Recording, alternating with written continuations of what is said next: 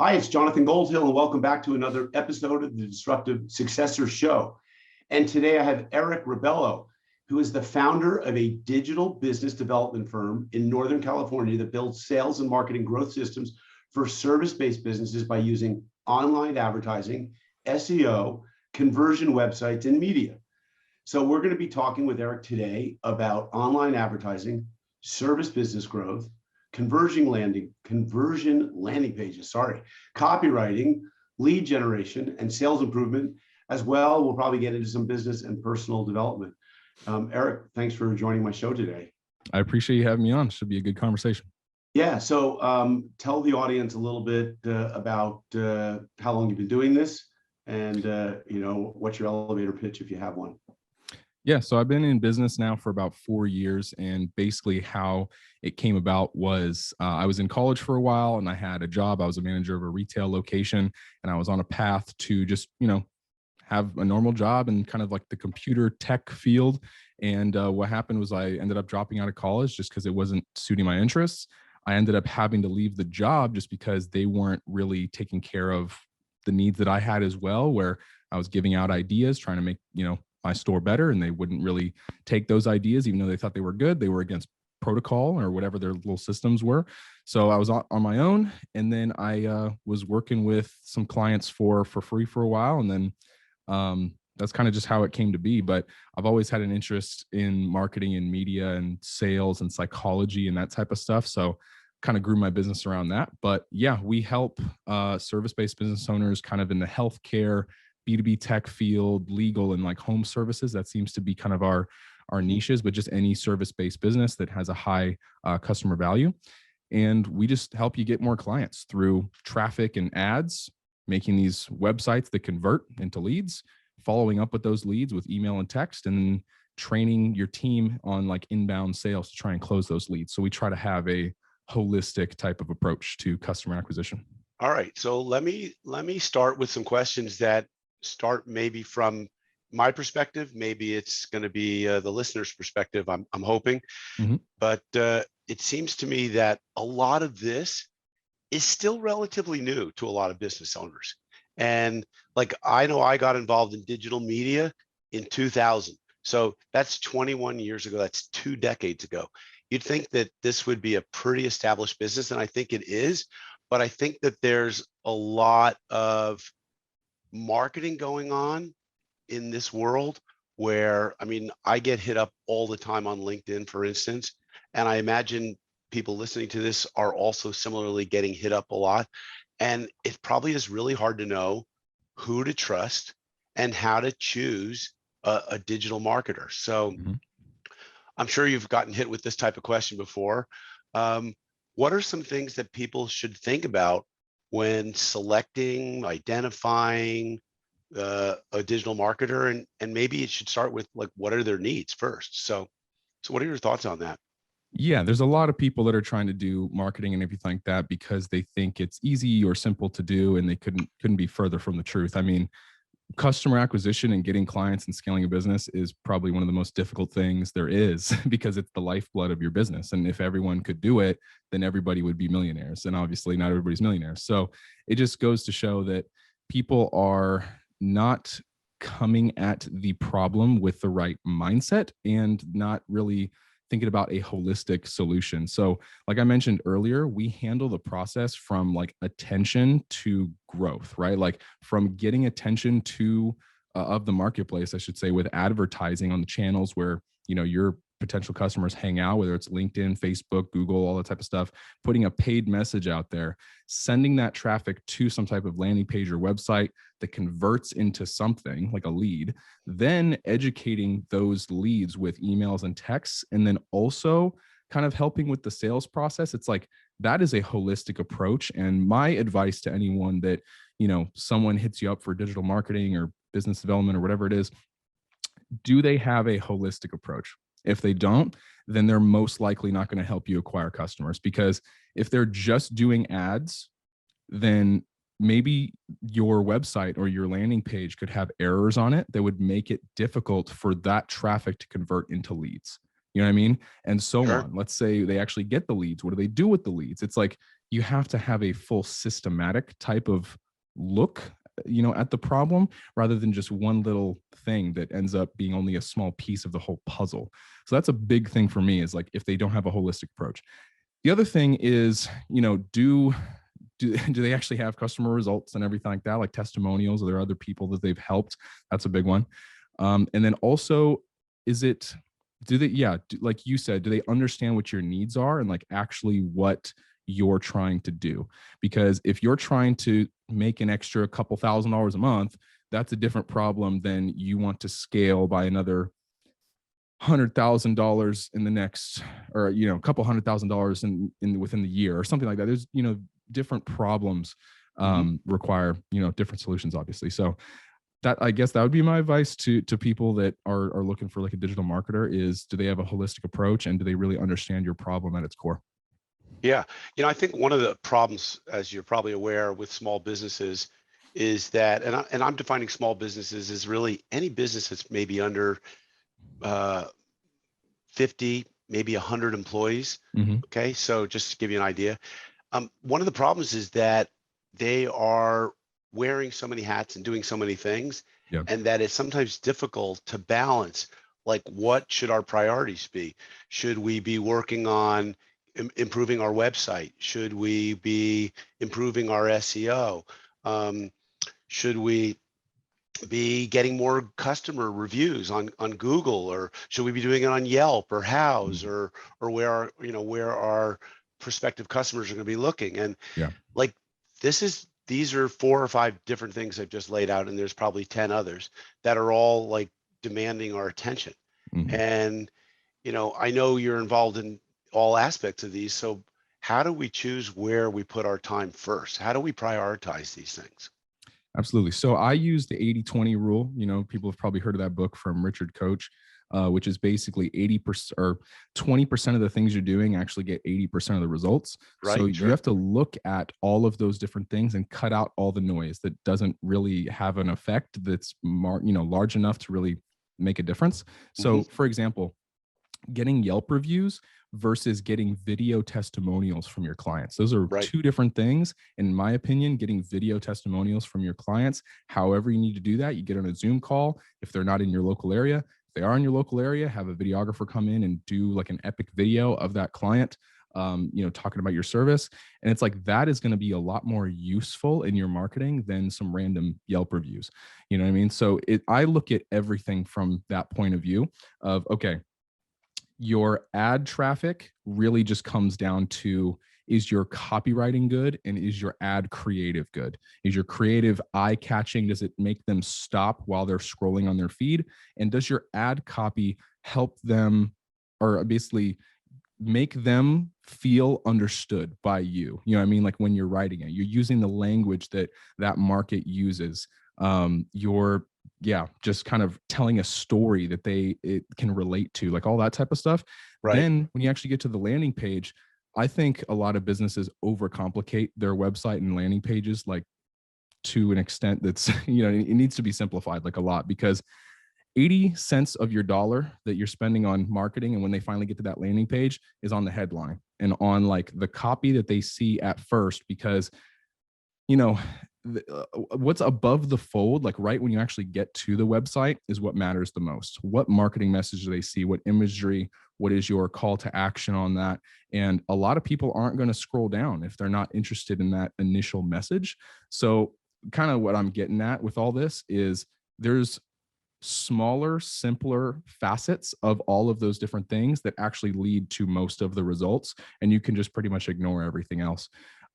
But yeah, like for example, posting on social media, just posting on Facebook, the organic reach on Facebook is like, for like a Facebook page, is below 1%. So you could post on Facebook if you have the time to do it, but is it going to be the highest ROI action out of all the things to spend your time on? No.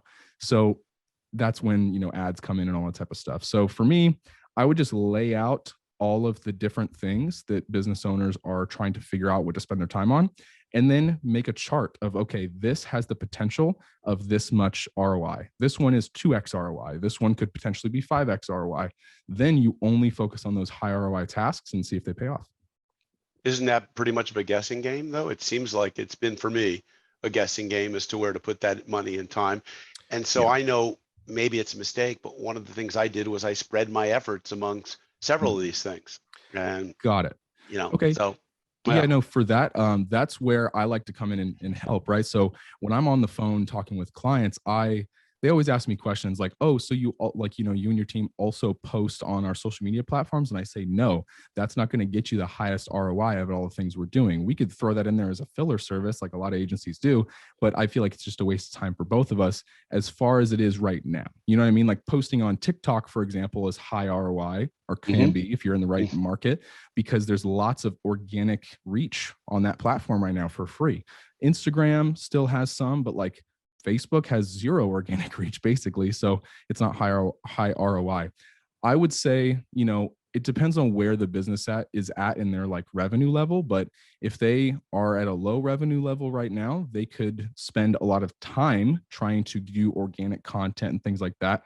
But manual outbound and just outbound prospecting is probably going to be the highest ROI thing they can do, as long as their marketing message or their positioning of their offer is good, right? So what's going to be more valuable, manual outbound and outreach, or posting on Instagram? Manual outbound and outreach, because that's a direct sales correlation. So by um, manual outbound and outreach, we're talking about email, we're talking about LinkedIn direct messaging, maybe even yeah. Facebook direct messaging or IG direct messaging, right? Okay. Yep. Yes, and that's for people that don't have the money to spend on marketing yet, because they really Mm-hmm. have no other option. Mm-hmm. Now, if you're at a revenue level where you can spend some money on marketing, Facebook ads and Instagram ads obviously are huge, but that's also an outbound marketing message. You're going and targeting people based on user data and behaviors that account is displaying, which means that they could be in your market. So your marketing message has to be really good and really just to the point, and And, educate them and all that type of stuff. and But probably limited to business to consumer. no, No? actually. So Facebook, it's a little bit harder to target B2B on Facebook because Yes. business owners are not on Facebook as much as consumers are. Well, they But may be on it, but we don't know who they are as a demographic, right? yeah, I so it's a mean, little bit harder. So there's strategies around that. Like I like to employ this strategy where it's like a video views campaign, where you put a video out there, you try and get as many views as possible. If you're in the B2B market, for example, then whoever views that video to 75 to 90%, you can actually track that on Facebook and retarget those people with follow-up advertisements. right. Then if you know that they watched 75% of that video, they're pretty much in your market. They're probably pretty qualified to actually hit them with an offer. Mm-hmm. So that's my thing. But Facebook and Instagram and LinkedIn are outbound. Inbound is more like Google and YouTube, where people are searching for you. So Yep. that's like a low hanging fruit, because if people are, searching for whatever your service is, if you're a dentist or chiropractor or, in the home services market, anything like that, try Google's a little bit more expensive because it's been around for longer, but it's people searching for your service. So you might as well start with that. Once you've got that down, then you can move into like outbound stuff, more like Facebook and those type of ads. So I remember I read the book Inbound Marketing Mm-hmm. by Dharmesh. I can't recall his last name. Co-founder of HubSpot with Brian Halligan, and that book really blew my world up. I don't know when this was. It's probably 1995. Yeah. Is that possible? It was that long ago? Maybe it was 2005. Maybe more like that. Let's say 2005. Sorry. And I think that what happened for me was I wrote a comment about the book, and I might have tagged. I don't know. Maybe I would tag the author, Mm-hmm. and within like 30 minutes, I got a response back from him, like that was sort of personalized. Yeah. Kind of blew me away. Wow. And so let's talk about inbound versus outbound marketing. I mean, is that the ultimate that we should all be really focused on? Is inbound marketing is like an attraction strategy versus going out and trying to a hunter strategy? I don't think it's an or, I think it's more of an and they have Okay. different purposes, right? So, like I said earlier, if you don't have the money to spend on marketing, you don't really have the option. You just have manual outbound to really do. But if you have money to spend on marketing, I think inbound's a great thing to invest in. That's basically what we do, is we generate calls for our clients, right? To try and get them on the phone with qualified prospects.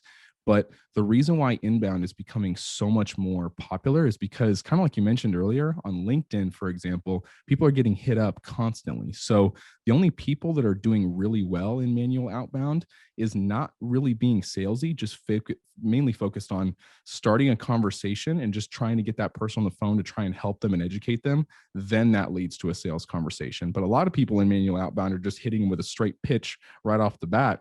And that doesn't end up well because nobody wants to be sold to like that. They want to have that kind of inbound feel where they're coming to you because they have a problem that needs to be solved.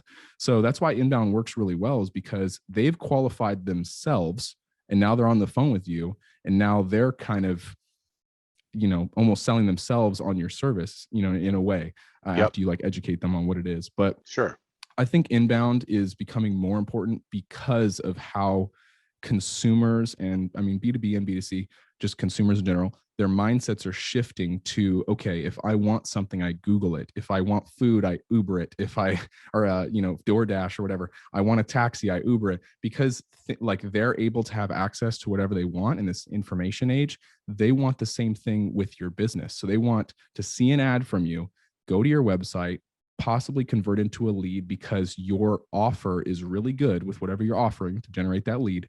Then when they actually get on the phone with you, you're educating them, just guiding them. You're not really selling them. You're just asking them questions, making closing statements, handling objections. And then eventually it just leads to the sale. And it's not a very rough process, not a lot of pressure or anything like that. It's just you're just guiding them through the sale. And that process is a lot more enjoyable for people.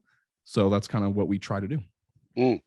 So what are some KPIs that people might set? Let's take a sample of a client and what a dashboard might look like for them to know whether they're having success. Because there's a time before they start to harvest the results of an outbound, inbound campaign.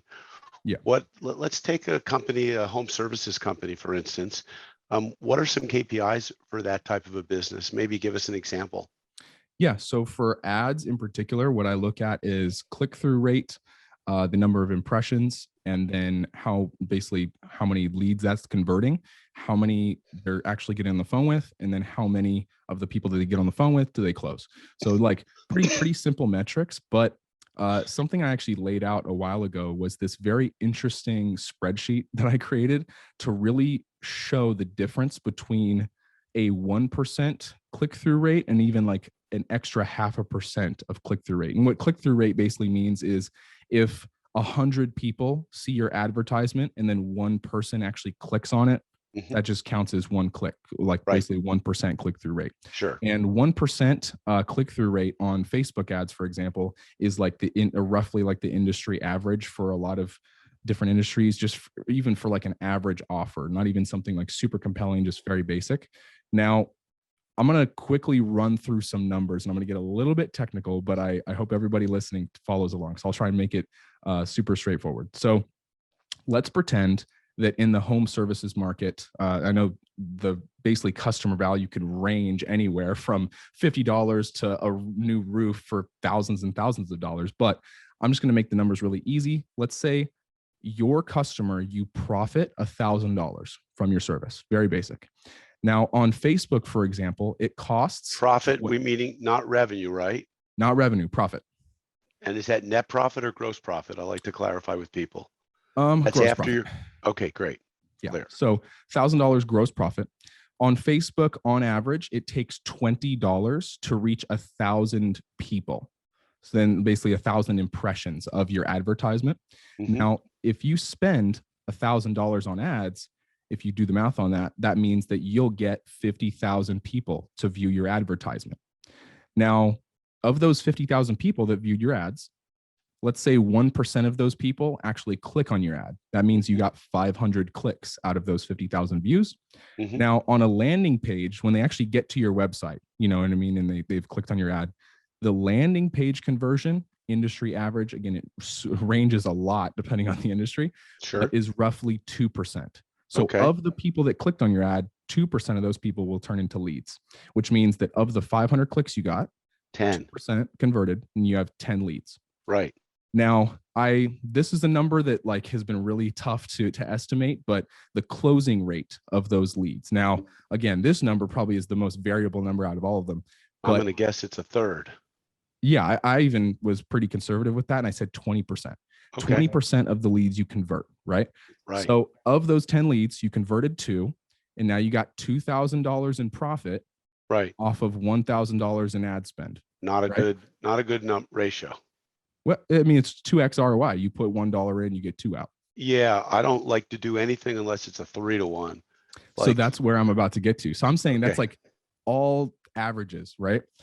If you just get an extra 0.5% on your clicks, right? Like doesn't sound like a much. Now you have 750 clicks, okay, then 2% conversion, 15 leads, 20% of those leads get closed. Now that's 3 deals for $3,000 in profit, 3x ROI. Right. So with all of our clients, we always shoot for a bare minimum 3x ROI, just because that's good goal to have. Like you said, 3x is a good number.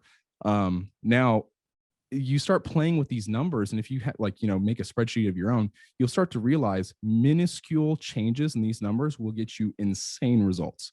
Right. So like that's something that I like business owners to look at, is because they say, oh, we're already running ads on Facebook, and it's like, okay, well, the copywriting and creative can be changed with a expert level, right? Or to an expert level, and you change your click-through rate just a little bit, and now you've basically went from 2x ROI to 3x ROI, and that's a huge difference in a business owner's bank account. So that's something I like to illustrate, that business owners should take it very seriously when it comes to their numbers and their KPIs that you're talking about. I think that's helpful. I think where it gets a little bit more nuanced is if someone comes in and says, I'm not sure why you're even on Facebook. I don't think that's the best medium. I think you ought to be on Instagram, where it's maybe cheaper and you can run more visual. Or I think that you ought to be on, I don't know, you should be doing YouTube shorts type videos and trying to get those and spend more on Google AdWords. And now it's all of a sudden like the box has been moved, and it's like a game changer. And so the client, the prospect, is left with, okay, are we doing the wrong strategy here? Should we be improving should we make more efficient, if you will, or more effective what we're currently doing? Or is this not the most effective use of our dollar and we should be doing something altogether different? Yeah, so that's why we help with every single ad platform, right? Depending on what's needed for the business. Since it's Facebook, Instagram, Google, YouTube, LinkedIn, that's like the main ad platforms that we help with. Your website's pretty standard, it's just one thing. And then, the follow-up email, text campaigns, there's a lot of softwares you can use for that, but we have our own kind of thing that we use. For that, it really, again, comes down to the industry. Like, for example, a lawyer doing Facebook ads can work. It's just that most likely they should do Google ads, because people, when they have a lawsuit, are searching for a lawyer. You know what I mean? So they're not just like, if they haven't been sued, they're going to see it on Facebook and just not think it's relevant. So it depends on what your market is, what stage of the buyer cycle they're in, and like all that different stuff. But why I said earlier that it's an and type of thing rather than like an or is, business owners should be doing Google and Facebook and LinkedIn and all these different things. But you have to split them up in a way where, again, what's the highest ROI thing? If you're a lawyer, you probably want to spend more on let's actually do that as an example. So for a lawyer, people are searching for your stuff on Google, but let's say they go to your website and they don't convert.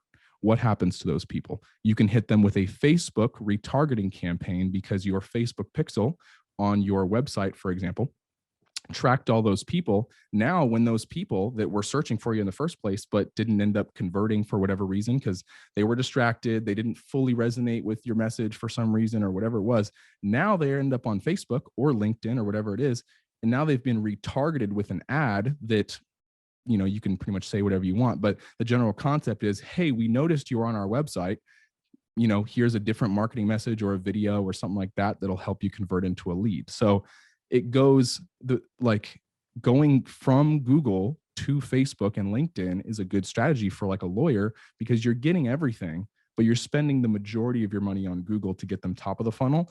And then Facebook and LinkedIn is handling the lower stages of the funnel as they become a lead. I think this is one of the real challenges for businesses. I know it's been for me to figure out like where should you be putting your first dollars. I do a lot of direct outreach. I have found that to be pretty effective on LinkedIn. It's gotten extremely crowded. And I found direct email marketing over the decades has always really worked. I've also found that direct mail really worked.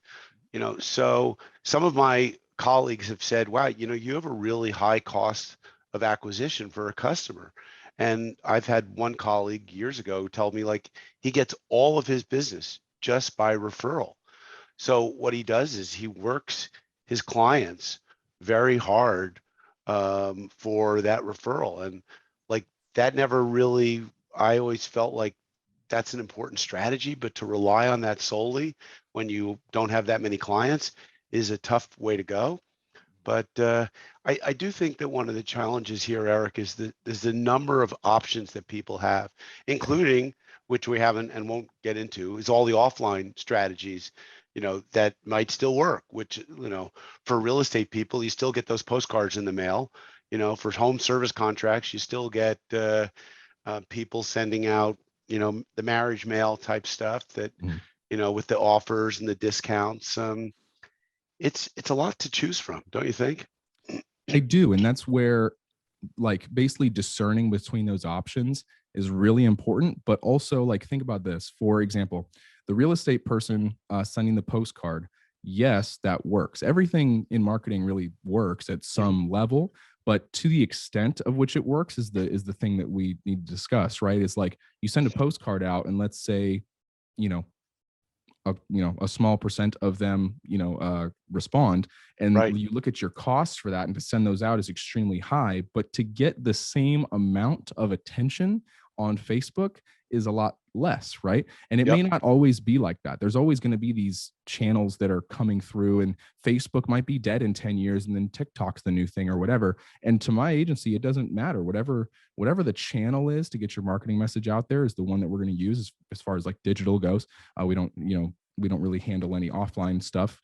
But Facebook and Instagram, the problem that business owners have is they're treating it like it's traditional marketing. When you send a postcard out, you only have one postcard. So you have to put your pitch on there. You have to put everything. You kind of have to treat it like it's a Hail Mary. On Facebook and Instagram and YouTube and Google and all these different things, you don't really have to treat it like a Hail Mary. And if you do, it ends up not working at all. So what happens on these platforms, and because again, like I said, the buyer cycle and the entitlement of buyers and all these different things has changed with how our society has changed with technology. So they're more focused on getting educated or entertained before they buy your service. And I think the statistic is like, I've heard this stat thrown around a lot, and I have to believe it because it seems pretty accurate based on, everybody I've talked to and like my clients and stuff. 70% of the buying decision for a lot of markets is, as far as like B2C goes, B2B is probably a little bit different, but is made by the person before they even talk to you, because they did the research on your website. They did the research on your ads, or they saw some of your ads. They looked at your reviews. They did all the research on Google and all these things, maybe asked a couple friends and did all that before they even called you. So by the time they're on the phone with you, they're probably 70% of the way there, and you just have to push them over that 30% edge. But it's just like buying is different now, you know what I mean? And you have to kind of get with the program to realize that these platforms are going to stay. They're always going to be here, you know what I mean, as far as digital goes, because we're now in the digital age. I should say the platforms are going to change, but the medium is the same. It's just digital, technology and all that type of stuff. So when it comes to that, I think shifting your offer to be to work in the modern market is an important focus for a lot of business owners, because people want it better, faster, you know what I mean? Like all these, different things. And they are ruthless when it comes to finding the people that will do it the best for the cheapest, for the fastest, right? And you can play with those different things, because most business owners don't want to be the cheapest, because then it's just a price race to the bottom.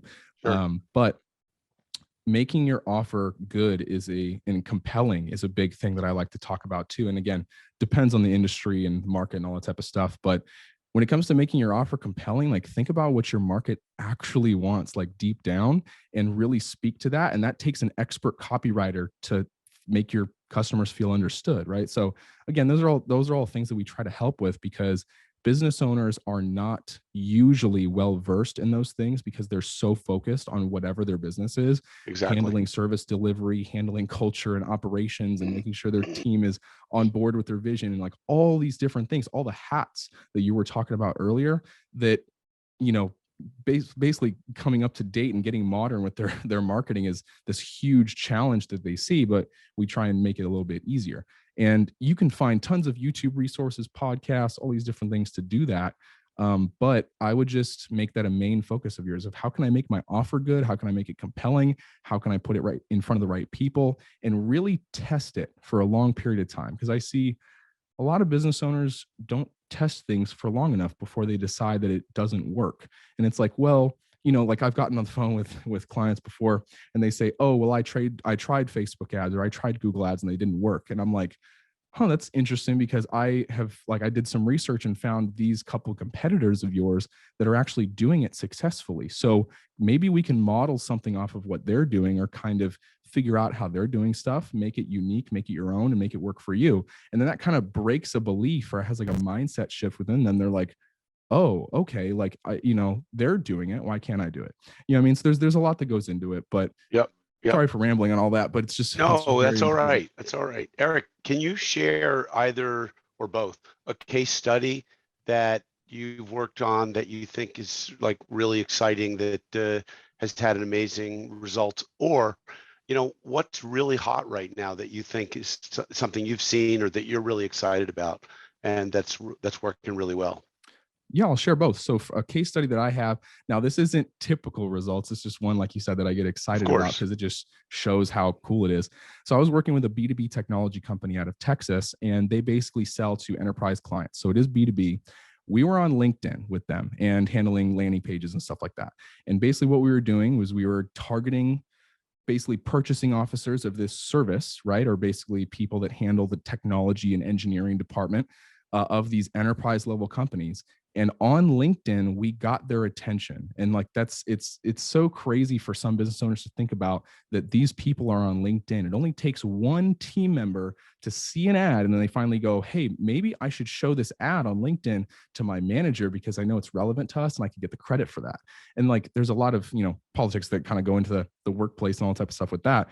But we got LinkedIn traffic, and a lot of it, to go to their landing pages. And on their landing pages, it discussed what they do. It solved a clear problem that was 100% necessary and urgent from these enterprise level clients that they didn't already have a solution to, right? So they got on the phone with the business development, side of the company within this B2B tech firm that we were working with. And these, the customer value of these clients was anywhere from $250,000 up to $2 million a year in revenue per year, based on Wow. this product, this technology product that they were selling. And what was happening was they were getting roughly about a 28x return on investment based on all the money that they were putting into LinkedIn. They also did Google as well. So that probably, factored into it, but they were doing both, and that factored into a 28x return on investment, which was insane. That's not typical, not average, but it is an exciting case study that we worked on for a while. And it did take some optimization to really get the attention of the right people. But all we had to do was just sit down with them for a couple Zoom calls and stuff like that, really understand what their market is and what their market's looking for. Then we were able to go on LinkedIn, push that out. But before that, their marketing message was just kind of a little bland and not really out there. You know what I mean? So we tried to help them with that. So that was an exciting one. But most of them end up, 3 to 6x ROI is kind of where we're sitting at for most industries across the board on average for, healthcare, B2B tech, legal, and home services stuff. But a thing I think is really, I guess just a thing is exciting to me, is if people can put together resources that are valuable to the market for free without really expecting anything in return, and really make that thing valuable, that's exciting to me. And, you know, like you have a book, for example, right? Sure. You put that book out into the marketplace. It's a resource that people can read and then basically get to know your philosophy. And then they want to get on the phone with you because they agree with whatever, you know, the book says, right? And it's like, if business owners can do their own version of that in some way, it doesn't have to be a book. It can be, you know, some type of PDF or a call that they get on. Like the consultation call can be positioned in that way. That's usually what we try to focus on, is wrapping up this consultation call as like an offer in and of itself that's worth a lot of money before even charging their clients like at all. We do that too. When we get on the phone with these clients, we sit there for an hour and really strategize and kind of figure out things, and they can technically take that plan, do whatever they want with it. But usually, because we came up with the plan, we're the best for implementation and execution. So it's something that's a win-win, where the client gets a lot of value and we can potentially get a lot of value, but we're not 100% expecting it. We're just putting kind of goodwill into the market, if that makes sense. Yeah, it makes a lot of sense. I mean, I don't think it's a new strategy. I think it's been around for at least a decade. I know I was putting out white papers, ebooks. I know HubSpot does a great job of that. And I know I've been doing it for quite some time. I think people just got tired of reading. So now they wanted it delivered in the form of a video or a podcast on the run. I mean, so we're always chasing after the consumer where we think they might be to try and, you know, get hold of them. So yeah, videos are a great option as well. Like if you can basically collect someone's information in a lead in exchange for some type of free private video, that works really well too. Yeah, awesome. All right, Eric, this has been really great chatting with you. Any final thoughts that you want to share before we sign off? I guess I'll just end on kind of a personal development note that I like to share a Yeah. lot, is business owners should be as clear and consistent with whatever their goals are as possible, and really to like sit down and be honest with themselves of what they really want. Because that, like, what they say their goals are, it could actually be less, funny enough, or more than like what they actually say. Because, you know, some business owners claim that they want $10 million a year in revenue when they're actually comfortable with 5, and there's nothing wrong with that. And then there's some business owners that claim they want $10 million in revenue when they actually want 50. And they're just like, they need to break those beliefs and stuff. And then being consistent every single day, as opposed to like, let's say once a week, for a longer period of time. It's better to be consistent every single day for a small period of time. And that'll get you closer to like your goals. And I guess that's why that's relevant, is everything you were talking about earlier, where, you know, there's so many options that they have. If they just spend a little bit of time every day to learn about those things, it's going to pay off a lot in the long run. Great. Eric, we're going to have your contact information in the show notes, but is there some way that you'd like people to reach out to you if they're listening right now? Yeah, my name is just Eric Rebelo on pretty much everything on YouTube, you know, Instagram, all that type of stuff. Website is Eric Rebelo. If you want to schedule a call, we can talk about some stuff if you would like. But, you know, I would say even before that, just look at, you know, all the content that I have out there and try and see if it can help you by itself. Take some action. Let me know how it goes. And yeah. Great. Eric with a C, Rebelo, R-E-B-E-L-O, like rebel, with an O at the end. Eric, thanks so much for taking time to share with my audience. And folks, if you liked this information, share it with others, listen and subscribe to the Disruptive Successor Show.